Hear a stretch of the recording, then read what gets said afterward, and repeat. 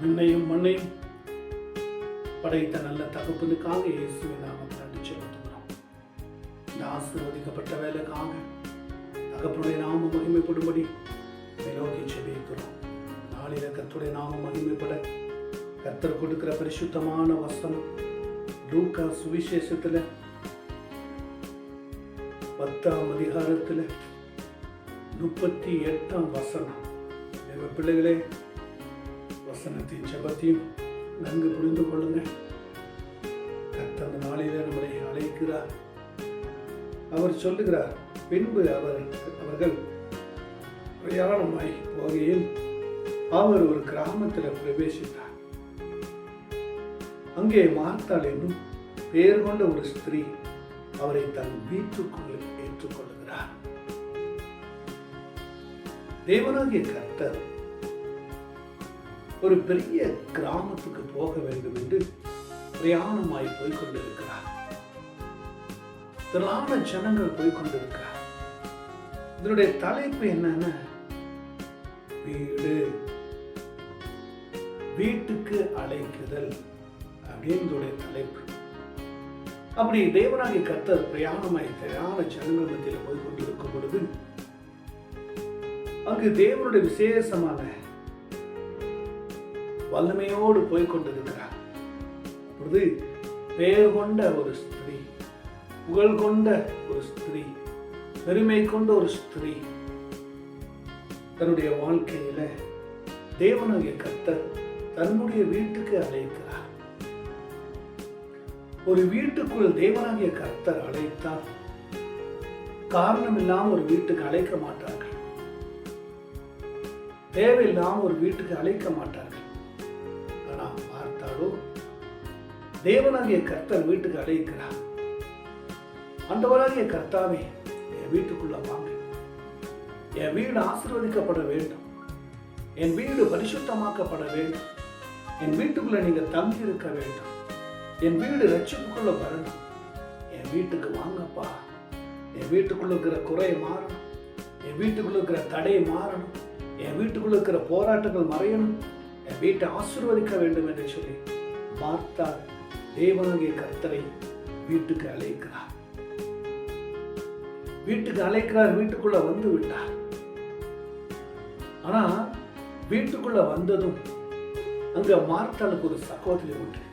அவர்கள் பேர் மரியா. மரியா. ஆனா மரியா வீட்டுக்கு அழைக்கல, மார்த்தா வீட்டுக்கு அழைத்தார். ஆனா மரியா வீட்டுக்கு அழைத்ததுமே கர்த்தருடைய அந்த அன்பை புரிந்து கொண்டார். அந்த பிரசன்னத்தை புரிந்து கொண்டார். அந்த வல்லமையை புரிந்து கொண்டார். தேவனுடைய வல்லமை தொடப்பட்டது. உடனே தேவனத்துல கேட்கிறார், ஆண்டவராகிய கர்த்தாவே, என் வீட்டுக்கு வந்துட்டீங்க. ரொம்ப சந்தோஷமா இருக்குது. எனக்கு சத்தியத்தை போதிங்க. உங்க வழியை கற்றுக் கொடுங்க. உங்க சத்தியத்தை கற்றுக் கொடுங்க. உங்க விருப்பத்தை கற்றுக் கொடுங்க. உங்களுடைய பிள்ளையாய் மாற ஆசைப்படுகிறேன் என்று சொல்லி மரியா தன்னை தேவனுடைய சமூகத்தில் அர்ப்பணிக்கிறார்கள். தன்னை தாழ்த்தி வறுமையாக்கி தேவ சமூகத்தில் கொடுக்கிறார்கள். இப்போ மரியா தேவ சமூகத்துல காத்திருந்து தேவன் போதிக்கிறதையும், தேவன் சொல்லுவதையும், தேவன் கூறுவதையும் முன்னூரமாய் தன் இருதயத்தை திறந்து கொடுக்கிறார்கள். தன் சிந்தனையை திறந்து கொடுக்கிறார்கள். தன்னுடைய காதுகளை கேட்கும்படி திறந்து கொடுக்கிறார்கள். முழு உள்ளத்தோடு கர்த்தருடைய வார்த்தைக்கு தன்னை கீழ்ப்படுத்தி மரியாள் கேட்கிறார்கள். மரியா கேட்டுக்கொண்டிருக்கிறார்கள். ரயில் ஓடிக்கொண்டிருக்கிறது. ஜனங்கள் இருக்கிறார்கள். ஆண்டவருடைய வார்த்தை போய்கொண்டிருக்கிறது. மார்த்தாள் அந்த இடத்துல வார்த்தைகளை கேட்டுக்கொண்டிருக்கிறார். மரியா வார்த்தை கேட்டுக்கொண்டிருக்கிறார். இப்போ மார்த்தா ஓடி வருகிறார். மார்த்தா ஆண்டவருடைய வார்த்தை, ஆண்டவரே, மார்த்தாள் சொல்லுகிறார் 39 அவர்களுக்கு மரியாள் என்னப்பட்ட ஒரு சகோதரி இருந்தால் அவள் இயேசுவின் பாதத்தின் அருகே உட்கார்ந்து அவரின் வசனத்தை கேட்டுக்கொண்டிருந்தார். அப்ப மார்த்தா ஓடி வருகிறார். மார்த்தாளோ பற்பல வேலைகளை செய்வதில் மிகவும் வருத்தமடைந்தார். பாருங்க, கூப்பிட்டது மார்த்தா, ஆசீர்வதிக்கிறது மரியா. பாருங்க, மார்த்தா கூப்பிட்டா ஏசப்பாக்கு ஏதோ வகை வகையா செஞ்சு கொடுக்கலாம், வகை வகையா சாப்பிட்றதுக்கு ஏதோ செய்யலாம், ருசியா சுவையா செய்யலாம்னு சொல்லி தன் இருதயம் சமையல்காரமா தன்னுடைய கிச்சன் பக்கத்துல போய்விட்டது. நல்ல சுவையான ஆகாரங்களை செய்ய வேண்டும் என்று மார்த்தாவுடைய எண்ணம். ஆகாரத்தினால கர்த்தரை திருப்தி ஆக்கலாம், ஆகாரத்தினால கர்த்தரை மகிழ்ச்சி ஆக்கலாம், நல்ல வகை வகையான ஆகாரத்தை செய்து கர்த்தருடைய சமூகத்துல நாம் செய்து கொடுத்து அவரை மகிழ வைக்கலாம் என்று சொல்லி மார்த்தாவுடைய அந்த ஒரு எண்ணம். இதான் மார்த்தா. நீ மார்த்தாலே நீ பற்பல வேலையில செய்வது மிக வருத்தப்பட்டு அவரிடத்துல வந்து, ஆண்டவரே நான் தனியே வேலை செய்கிறது உனக்கு தெரியலையா? சகோதரி என்னை விட்டு வந்திருக்கிறது குறித்து உனக்கு கவலை இல்லையா? எனக்கு உதவி செய்யும்படி அவளுக்கு சொல்லும் என்றார். மார்த்தா போய் ஏசப்பட சொல்றான், ஏசப்பா இப்படி உட்கார்ந்து வச்சுட்டு இருக்கீங்களே, ஏன் எனக்கு வேலை செய்யும்படி இவளை அனுப்புங்க. நான் இவ்வளோ வேலை செய்யறேனே, இவ்வளோ கஷ்டப்படுகிறேனே, அவளத்துல சொல்லுங்க, சகோதரி என்னை விட்டு இருக்கிறதை குறித்து உமக்கு கவலை இல்லையா? ஏசப்பா கிட்ட சொல்றான். வீட்டுக்கு கூப்பிட்டது ஏசப்பா இதுக்கு, ஏசப்படி ஆசீர்வாதத்தை பெற்றுக்கொள்ளத்தான் மார்த்தா கூப்பிட்டுருக்கணும். வீட்டுக்கு வாங்க ஏசப்பா, உங்களுக்கு நல்ல சாப்பாடெல்லாம் செஞ்சு போடுறேன்னு சொல்லியிருந்தா அவர் வந்திருக்க மாட்டாரு. ஏன்னா தேவனாகிய கர்த்தர் சாப்பாட்டுக்கு வீட்டுக்கு வரக்கூடியவர் அல்ல, உணவுக்கு வீட்டுக்கு வரக்கூடியவர் அல்ல, நீ கொடுக்கிற உலக காரியத்துக்கு வரக்கூடியவர் அல்ல. உன் ஆத்துமா வெளியேறப்பட்டது, உன் ஆத்துமா பரிசுத்தமாக்க வேண்டும் என்று சொல்லிதான் மார்த்தாளத்துல சொன்னான். ஆனா மார்த்தாளே, நீ அநேக காரியத்துல கவலைப்பட்டு கொண்டு மாம்சத்திலையும் மாம்ச சுயத்திலும் உலக காரியத்திலும் மும்முரமா இருக்கிறேன். நான் மரியா பார், என் பாதத்துல உட்கார்ந்து என் வார்த்தையை கேட்டு வரக்கூடிய காலம் என்ன, வரக்கூடிய நாட்கள் என்ன, நான் எப்படியெல்லாம் இருக்க வேண்டும், நான் எப்படியெல்லாம் வாழ்ந்திருக்க வேண்டும் என்று சொல்லி என்னிடத்துல செபிக்க, மன்றாட, விண்ணப்பிக்க கண்ணீர் விட்டு கேட்கிறார். அப்பொழுது ஆண்டவர் சொல்கிறார், 41 இயேசு அவளை பிரதிரமாக, மார்த்தாளே மார்த்தாளே, நீ அநேக காரியங்களை குறித்து கவலைப்பட்டு கலங்குகிறாய், தேவையானது ஒன்று. மரியாள் தன்னை விட்டு எடுபடாத நல்ல பங்கை தெரிந்து கொண்டார். மரியா தன்னை விட்டு எடுபடாத நல்ல ஒரு பங்கை, உணவு பங்கு அல்ல, உழவ பங்கு அல்ல, சொத்து பங்கு அல்ல, உலகத்துக்குரிய பங்கு அல்ல, தேவனுடைய வார்த்தைக்கு தன்னுடைய வாழ்க்கையை கொடுத்து நல்ல பங்கை தெரிந்து கொண்டார்.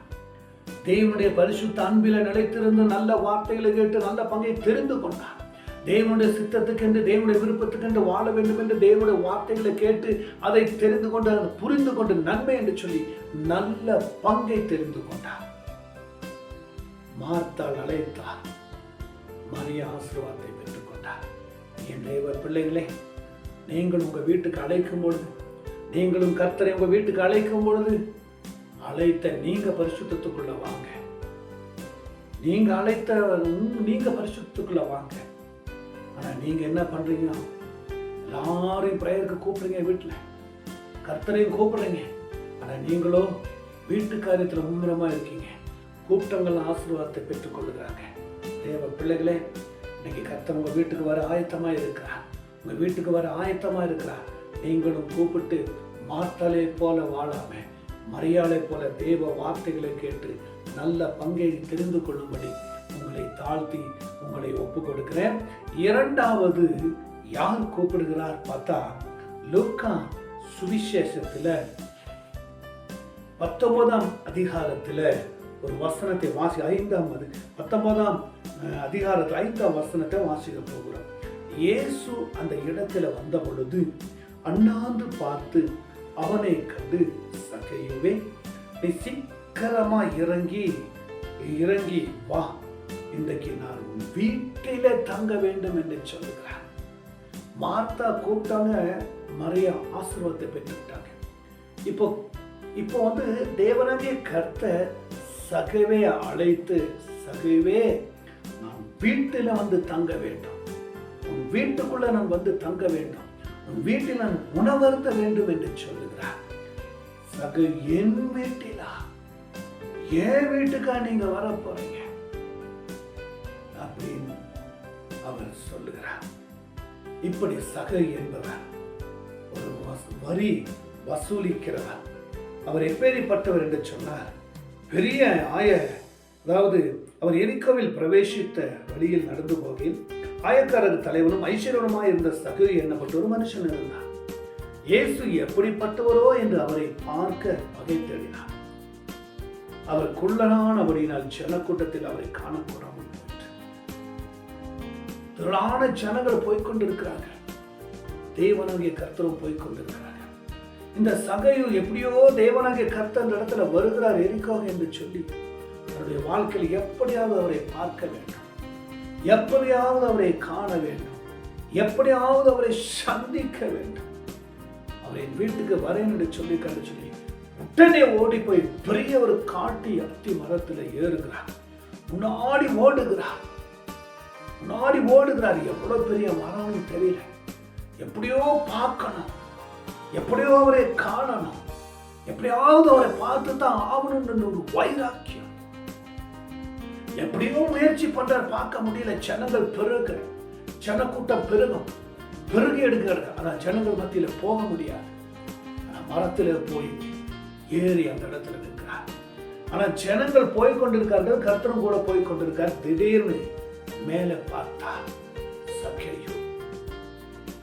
ஜனங்களை தேவன் ஆராய்ந்து கொண்டிருக்காரு. யார் எந்தெந்த விதத்துல, எந்தெந்த நிலைமையில, எந்தெந்த சூழ்நிலை, எந்தெந்த பரிசுத்தத்துல, எந்தெந்த எண்ணத்துல, எந்தெந்த ஏக்கத்துல, எந்தெந்த தாகத்துல, எந்தெந்த பரிசுத்த உணர்வுல என் கூட வருகிறார்னு சொல்லி ஜனங்களை கர்த்தர் ஒவ்வொருவரையும் தியானித்துக் கொண்டிருக்கிறார். ஆனா முழுக்க இந்த சகேயு மேல தேவனுக்கு ஒரு அக்கறை வந்தது. உடனே சகேயுவே சீக்கிரமாய் இறங்கி வாடா, மெதுவாடி வா, மெதுவா இறங்கி வா அப்படி சொல்லல, சீக்கிரமா.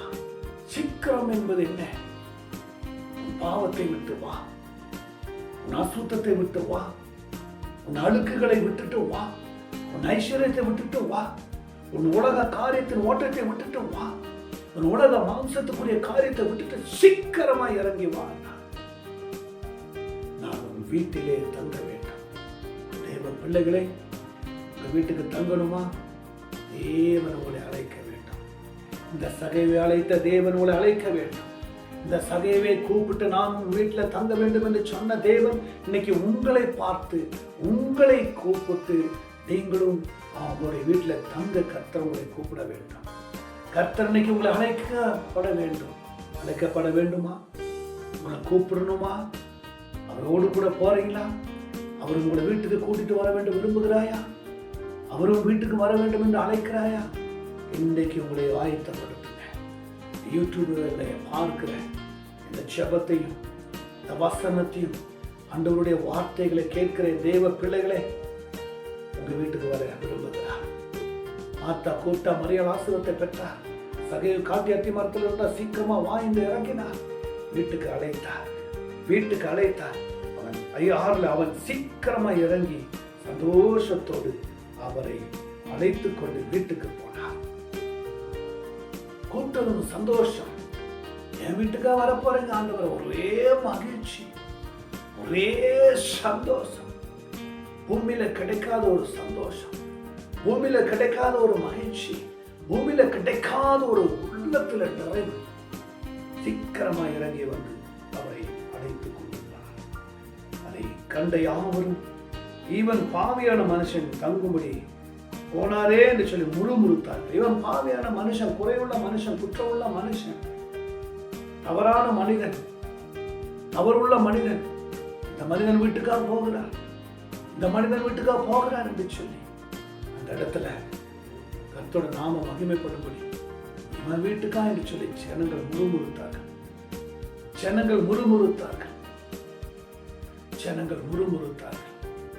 இவன் வீட்டுக்கா, இவன் பாவியான மனுஷன், குறை நிறைந்த மனுஷன், பாவம் நிறைந்த மனுஷன், இவன் வீட்டுக்கா போறான்னு சொல்லி முறுமுறுத்தார். ஆனா அந்த வீட்டுக்கு போகத்தான் ஏசப்பா விரும்பினார். மனுஷன் முறுமுறுத்தாரு, கர்த்தர் சபையை ஏற்றுக்கொள்ள விரும்பினார். மனுஷன் பாவியான மனுஷன் சொன்னாரு, பாவியை ரட்சிக்க பூமிக்கு வந்தேன் என்று சொல்லி கர்த்தர் சொல்கிறார். தேவ பிள்ளைகளே, அந்த இடத்துல பார்க்கும் பொழுது அதை கண்ட யாவரும் பாவியர் மனுஷனுக்கு தங்கும்படி போனார் என்று முறுமுறுத்தார். சகேயு நின்று கர்த்தரை நோக்கி, ஆண்டவரே, என் ஆஸ்திகளில் பாதியை ஏழைகளுக்கு கொடுக்கிறேன். நான் ஒருவனிடத்தில் ஏதாகிலும் அநியாயமாய் வாங்கினது உண்டானால் நான் அத்தனையாய் திரும்பி செலுத்துகிறேன் என்று சொல்லுகிறார். இப்ப சகையுக்கு ஆசீர்வாதம் வர வேண்டும். இப்ப சகையுக்கு பரிசுத்தம் வர வேண்டும். இப்ப சகையுடைய எல்லா அவயங்களும் பரிசுத்தமாக வேண்டும். இப்ப சகையு கர்த்தருடைய விருப்பத்தின்படி வாழ வேண்டும். இப்பொழுது கர்த்தர் வீட்டிலே தங்கி இருக்கிறார். அந்த இடத்துல தங்கி கொண்டிருக்கும் பொழுது தேவ பிரசன்ன வீட்டை நிரப்புகிறது. தேவ வல்லமை வீட்டை நிரப்புகிறது. தேவனுடைய அபிஷேகம் வீட்டை நிரப்புகிறது. இப்ப நிரப்ப நிரப்ப சகைக்குள்ள இருக்கிற கட்டுகள் உடைகிறது. சகைக்குள்ள இருக்கிற பாவம் மறைகிறது. சகைக்குள்ள இருக்கிற தீவினைகள் மாறுகிறது. சகைக்குள்ள இருக்கிற அசுத்தங்கள் மாறுகிறது. சகைக்குள்ள இருக்கிற கட்டி வைத்த கட்டுகள் உடைக்கப்படுகிறது. இப்போ சிந்தனை தெளிவாகிறது, எண்ணங்கள் தெளிவாகிறது, நினைவுகள் தெளிவாகிறது. இப்ப கர்த்தருடைய மகிமை நிரம்பிக் கொண்டிருக்கிறது.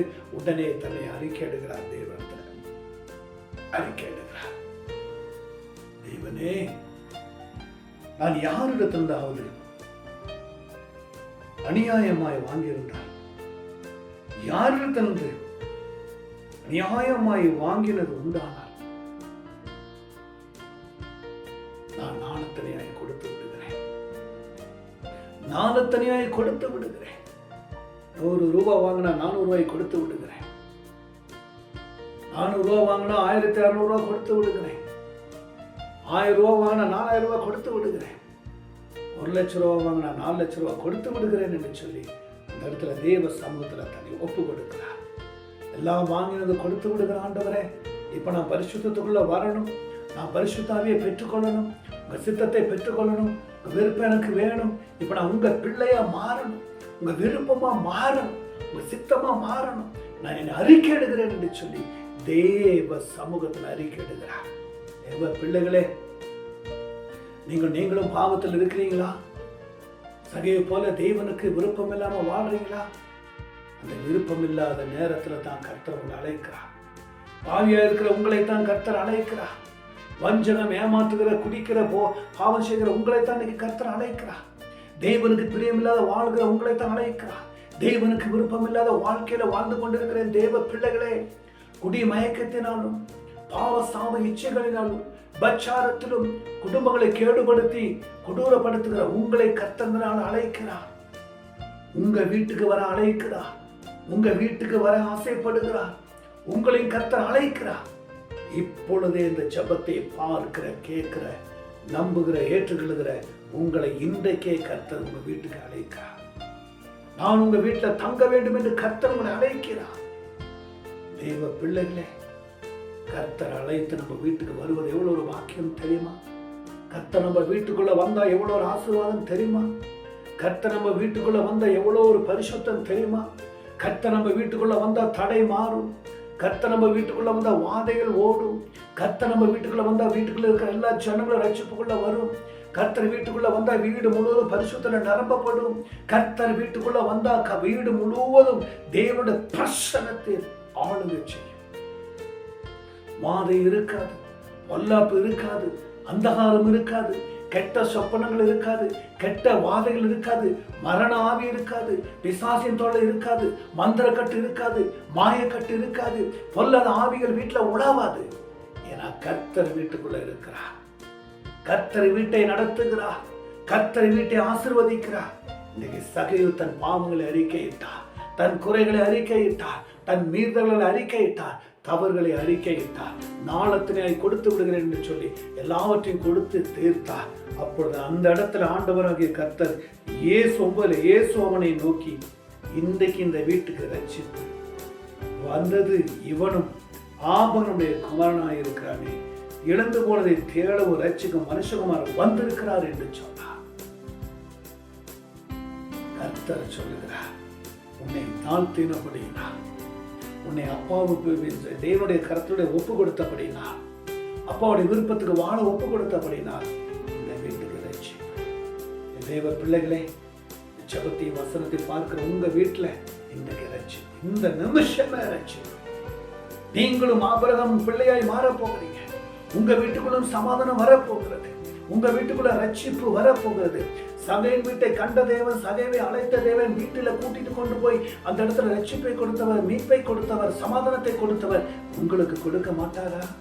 உங்க வீட்டை ரட்சிக்க மாட்டாரா? உங்க வீட்டுல இருக்கிற பிள்ளைகள் ஆசீர்வதிக்க வர மாட்டாரா? ஆசீர்வதிக்க மாட்டாரா? கண்டிப்பா ஆசீர்வதிப்பா. நம்புங்க ஆண்டவரை. முழுக்க முழுக்க முழுக்க கர்த்தரை நம்பணும். கர்த்தரின் வீட்டுக்கு வருவார். பாவியான சகை வீட்டுக்கு வந்த தேவன் உங்க வீட்டுக்கு வர ஆயத்தமாய் இருக்கிறார். உங்க வீட்டுக்குள் வருவதற்கு அவர் ஆயத்தமாய் இருக்கிறார், ஆயத்தமுள்ளவராய் இருக்கிறார். இப்பொழுது இந்த நிமிஷமே கூப்பிடுங்க. இந்த வசனத்தின் ஜெபத்தை பார்க்கிற இப்பொழுது கூப்பிடுங்க. உங்க வீட்டை ஆசீர்வதிக்க போகிறார். உங்க வீட்டை பரிசுத்தமாக்க போகிறார். உங்க வீட்டை ரட்சிப்புக்குள்ள கொண்டு வர போகிறார். இப்பொழுதே கொடுங்க.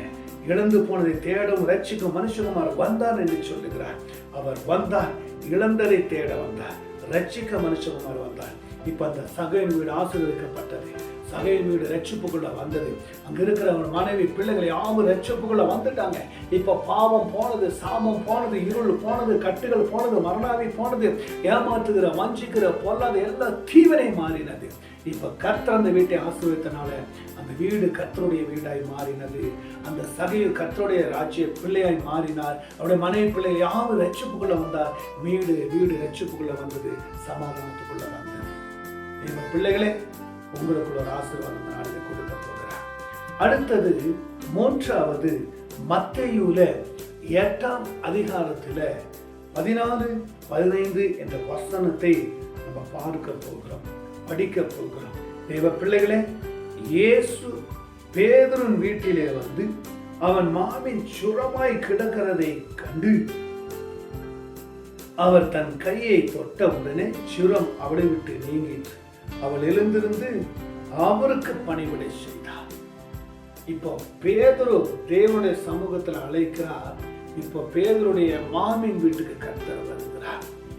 இப்ப பேதுருடைய மாமின் வீட்டுக்கு வருகிறார். பேதுருடைய மாமின் வீட்டுக்கு வருகிறார்.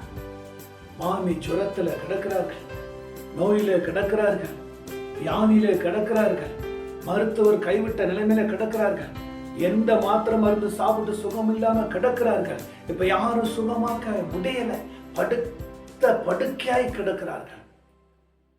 38 வருஷமாய் கிடந்த படுக்கையாய் கிடந்த வியாதி. அந்த பெலஸ்தா குலத்துல எப்போது நான் சரியாக சுகமாகுமே என்று சொல்லி யோவான் 5ஆம் அதிகாரத்துல அந்த பெலஸ்தாவில படுத்து கொண்டிருப்பார். 38 வருஷமாய் வியாதி சுகமாகல. எல்லா ஜனங்களும் முந்தி அந்த குளத்துல இறங்குறாங்க, சுகமாயிடுறாங்க. வருஷத்துக்கு ஒரு முறை அந்த தேவதூதர் வந்து அந்த குளத்தை கழுவுவார். எப்பேரிப்பட்ட வியாதி நோய் இருந்தாலும் முந்தி போகிறவர்கள் அந்த இடத்துல சுகமாவார். 38 வருஷமும் இவரை சுகமாக்க முடியல. யாரும் அன்பு காட்ட இல்லை, நேசிக்க இல்லை, கொண்டு போய் விட இல்லை. ஆனா கர்த்தர் பார்த்தார். இன்னைக்கு நீங்க நோயில கிடக்குறீங்களா? வியாதியில கிடக்குறீங்களா? சாபக்கத்துல கிடக்குறீங்களா? ஐயோ, நோயில வாடி வணங்கி கிடக்குறீங்களா? இன்னைக்கு கர்த்தர் உங்களை சுகமாக்க விரும்புகிறார். இப்படி அந்த படுக்கையாய் அந்த கடந்த 38 வருஷமாய் இந்த மகனை உன் படுக்கை எடுத்துக்கொண்டு எழுந்து நட என்று சொன்னார்.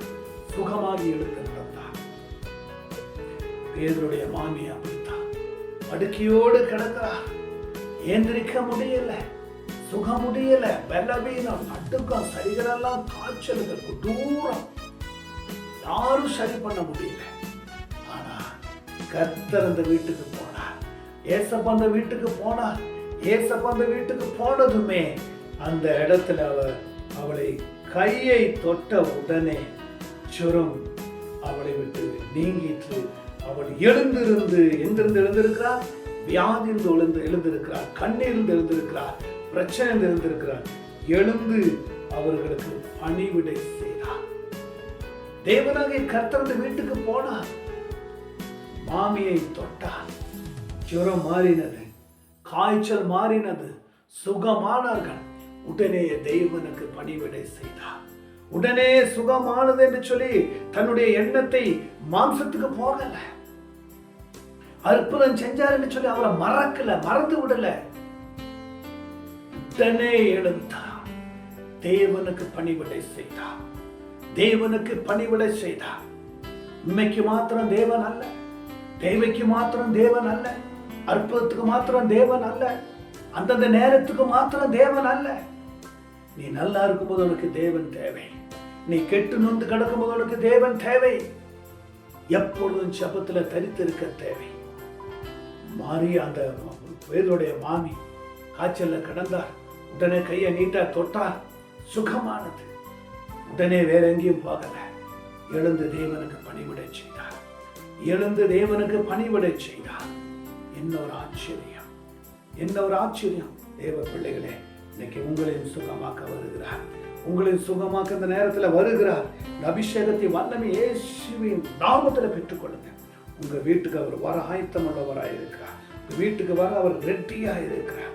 தேவ பிள்ளைகளே, ஆயத்தப்படுங்க, ஆயத்தப்படுங்க. அடுத்ததாக லூக்கா சுவிசேஷத்துல இப்படியாக ஒரு வசனத்தை நம்ம வாசிக்க போகிறோம்.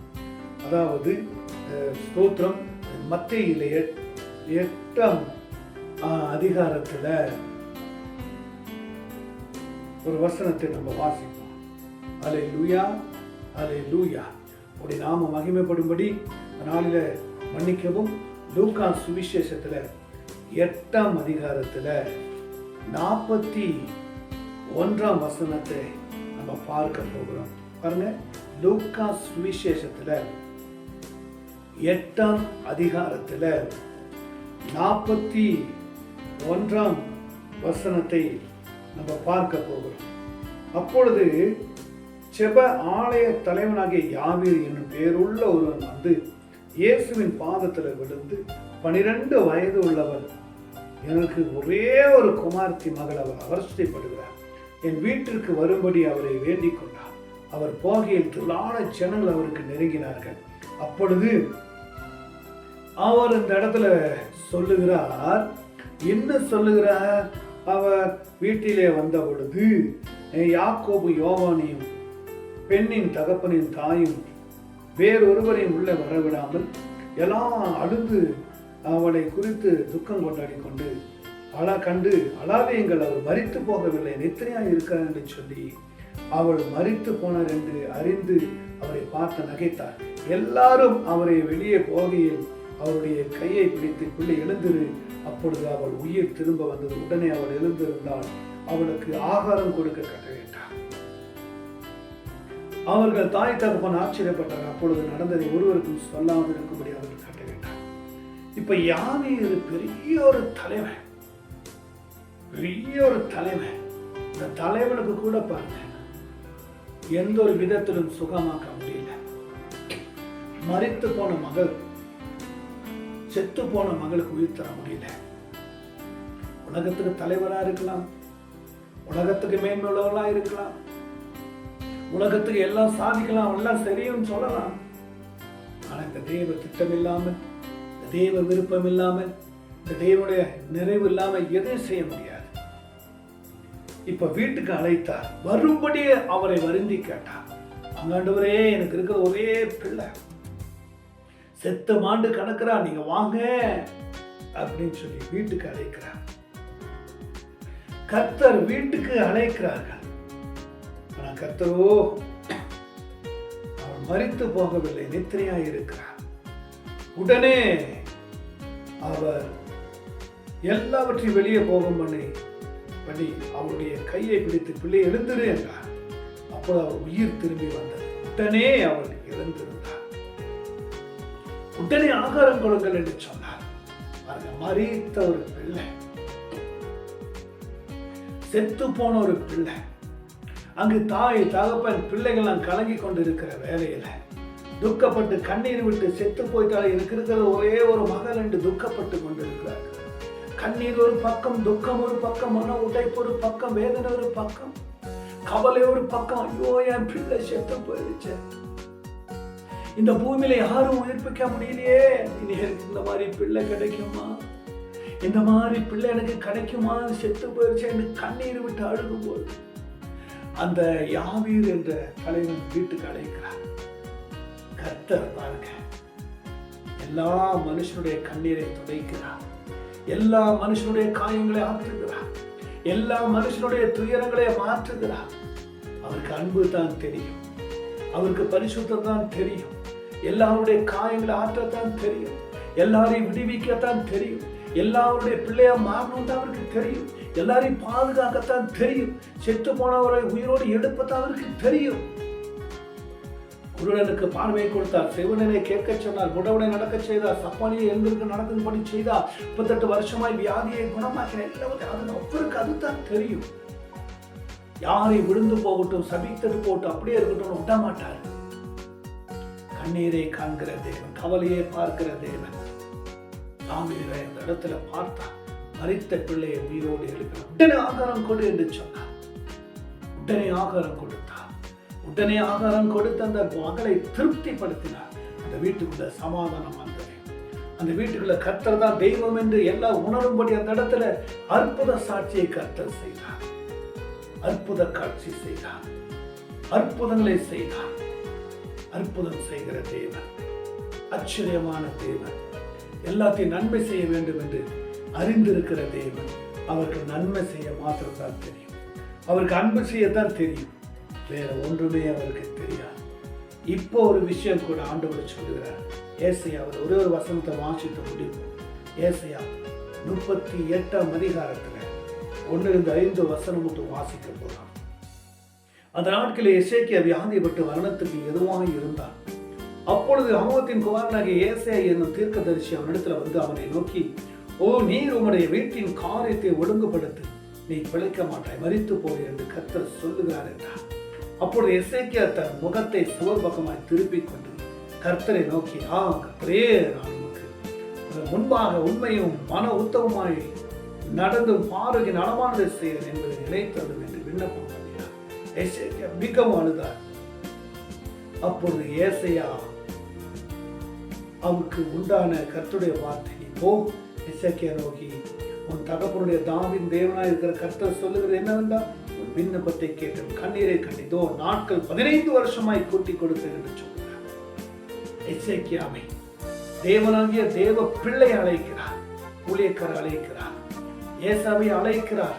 ஏசா அந்த இடத்துல ஏசாயாவை அந்த எசேக்கியா வீட்டுக்கு அழைத்தோம், வீட்டுக்காரை ஒழுங்குபடுத்து, வீட்டில் இருக்கிற பெருமைகளை எடுத்து மாற்று, வீட்டுக்குள்ள இருக்கிற பெரிய அலங்கரிப்பை மாற்று, வீட்டுக்குள்ள இருக்கிற கௌரவத்தை மாற்று. தேசமே, நாடே, ஜனங்களை, பெரிய பெரிய தலைவர்கள் கொண்டு வந்து பெரிய பொருள்கள் வீட்டுக்குள்ள வைத்து பெருமைப்படுத்தி காண்பித்துக் கொண்டு இருக்கிறாயே. ஒரு கல் இழராமல் எல்லாம் விழுந்து போய்விடும். எல்லாம் என்னுடையது, எல்லாம் காமிச்சாரு. நோய் வந்தது, வியாதி வந்தது, பிரச்சனை வந்தது. ஏசாயா போய் தீர்க்க தரிசனமாய் சொல்றார், ஊழியக்காரர் அனுப்புவார் வீட்டுக்கு, உன் வீட்டை ஒழுங்குபடுத்து, நீ சரிப்படுத்து, அப்போ வியாதி மாறும், கண்ணீர் கேட்கப்படும் என்று சொன்னார். உடனே வீட்டு காரியத்தை ஒழுங்குபடுத்துகிறார். வீட்டு காரியத்தை ஒழுங்குபடுத்துகிறார்.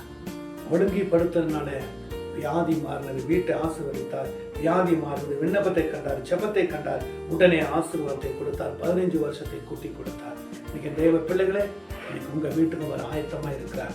வீட்டுக்கு ஊழியக்காரர் வராரா? அவர் மூலியமா கர்த்தர் வருவார், ரட்சிப்பு நடத்துவார், உங்க வீட்டுக்குள்ள வருவார்.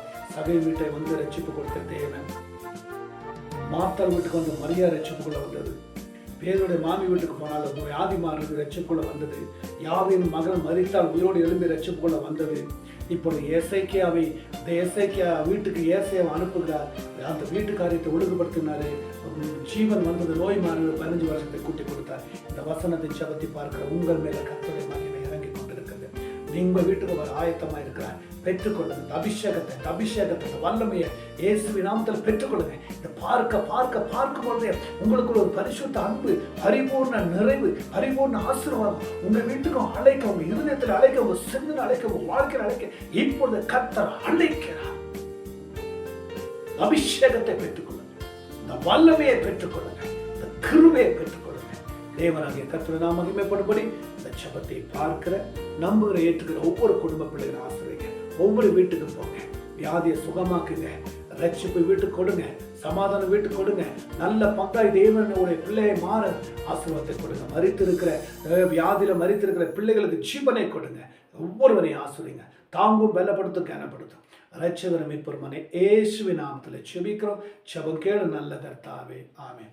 ஆமென், ஆமென், ஆமென். என் ஆத்துமாவே கர்த்தரை ஸ்தோத்திரி, என் முழுல பரிசுத்த நாமத்தை ஸ்தோத்திரி. என் ஆத்துமாவே கர்த்தரை ஸ்தோத்திரி, கர்த்தர் சகல உபகாரங்களும் மறவாதே. ஆமென், ஆமென், ஆமென்.